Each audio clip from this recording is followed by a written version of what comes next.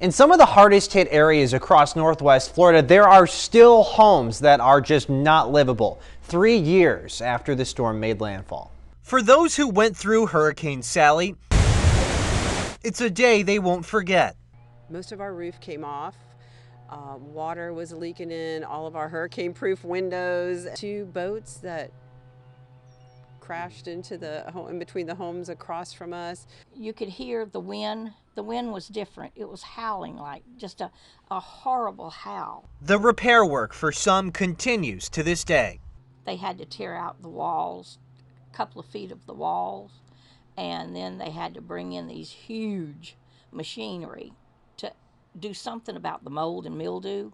In January, the state introduced the Florida Hurricane Sally Home Buyout Program.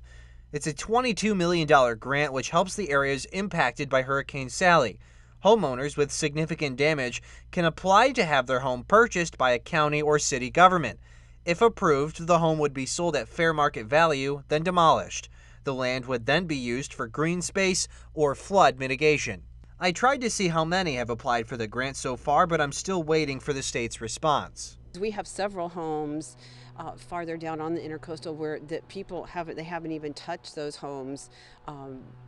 They're still in disrepair from the hurricane. They're not livable. Veronica Pack had severe damage in her home, but said she does not plan on applying for the grant. I heard of the programs, but we did not apply for any of them because we have insurance.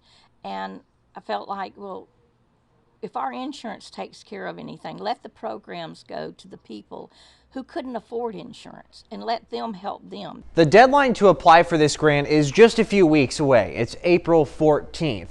Escambia County hasn't decided whether or not they want to participate or not. They say that they're going to study it. Okaloosa and Santa Rosa County have already determined that they will not participate in the program. In the studio, Brent Carney, WEAR News.